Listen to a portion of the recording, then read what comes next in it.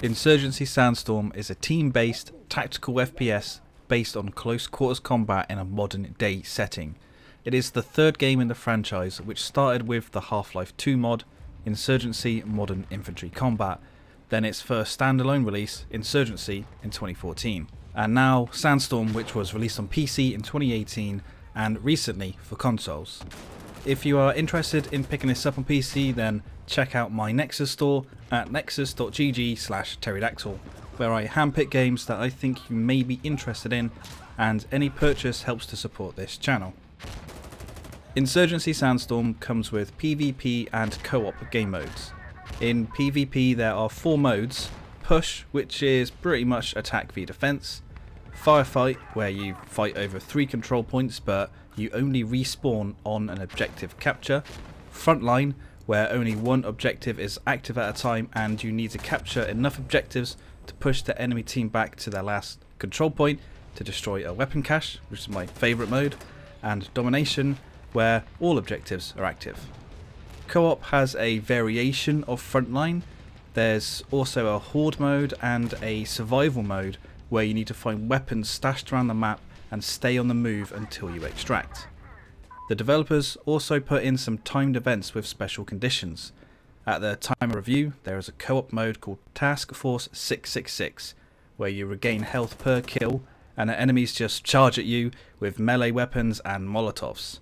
I've tried this mode and it's not my thing, but it's good to see developers still putting in extra events like this into the game. But there's no point in jumping into these game modes if the gameplay itself is poor, right? Well, the gun handling in Insurgency Sandstorm is one of the best I have ever experienced. When you are firing the weapons, it's almost like you can feel the weight or the kickback of the recoil. The recoil is pretty high, but it is controllable. Using the weapons is very satisfying and they are all very lethal. Headshots are instant kills, and you can generally kill people in 2 to 3 shots with the automatic weapons.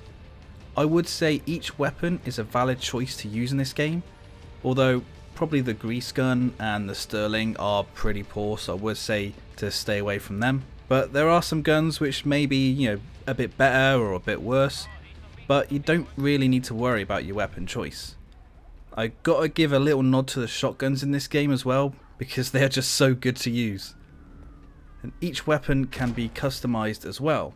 You can change the scope, underbarrel for a grip or launcher, the barrel, magazine, side rail, and add in tracer rounds.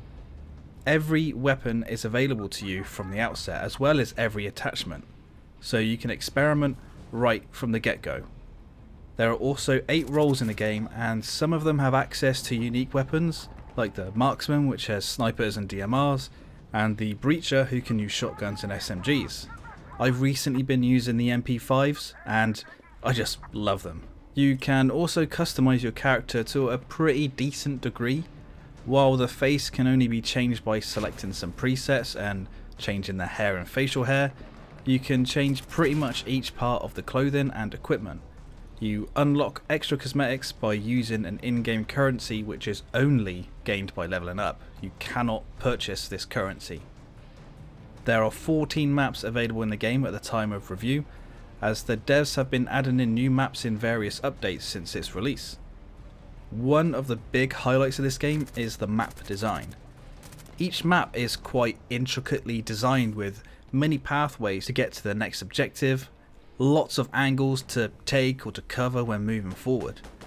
Getting to know these maps is going to take a little bit of time, but thankfully you can play each map in the co-op modes, which will help you as you can just play them with less pressure and threat of death. I always say with games like this, the smaller scale, close quarter style shooters like Counter-Strike, Rainbow Six, map knowledge is a key factor in being a great player. So if you do jump into this game, don't be disheartened by dying to people that have taken crazy angles on you. Just learn from it. And to touch back on co-op, it is well worth playing because it is fun and the AI are pretty decent. Now, Insurgency Sandstorm came out on PC in 2018, and I would definitely say that it looks better than some games coming out today. In screenshots or in motion, this game looks superb. There are a high number of video settings you can change to get your game looking and performing well. I'm pretty sure it's running on Unreal Engine 4, and I don't really expect them to upgrade to Unreal Engine 5, but it would be nice to get DLSS and NVIDIA Reflex support in the game. If you have a beefy machine, then you can download a high resolution texture pack from the DLC section.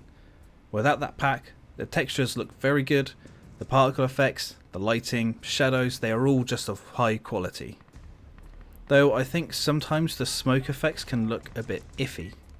There is a dismemberment system in the game as well, but it's not over the top and the effect is good.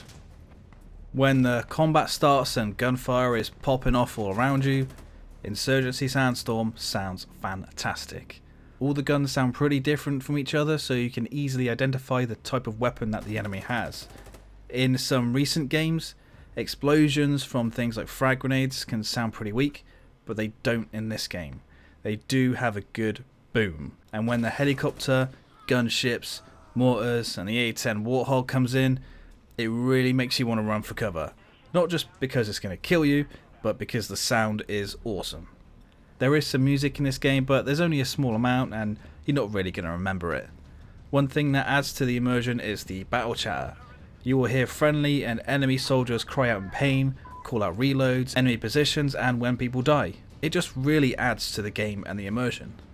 Footstep noise is pretty good as well, and you can nearly pinpoint where someone is based on their footstep noise. There is quite a hefty amount of cosmetic DLC for Insurgency Sandstorm. There's nearly 20 packs of clothing or weapon skins. Now, at the time of review, these packs on Steam are priced at £2.69 each. Now, it doesn't show that it's in sale, and if that is the standard price, then that is a really good price. Where some games may charge you £10 or more for a single skin, Sandstorm is pricing theirs really well in comparison, especially considering these packs contain multiple skins or pieces of clothing. There are no maps that are purchasable, as these go in part of their patches and updates. So in conclusion, is Insurgency Sandstorm worth playing? Absolutely. In my opinion, it is one of the best tactical or hardcore shooters you can play today. The gunplay is top tier, the map design is awesome, the sounds, the graphics, it all just comes together in this amazing package. I would recommend this game to anyone who likes shooters that wants something a bit more tactical. If a new Insurgency game comes out that is on a larger scale, something like Hell Let Loose size maps or Battlefield size maps, then I reckon that game would take over this channel.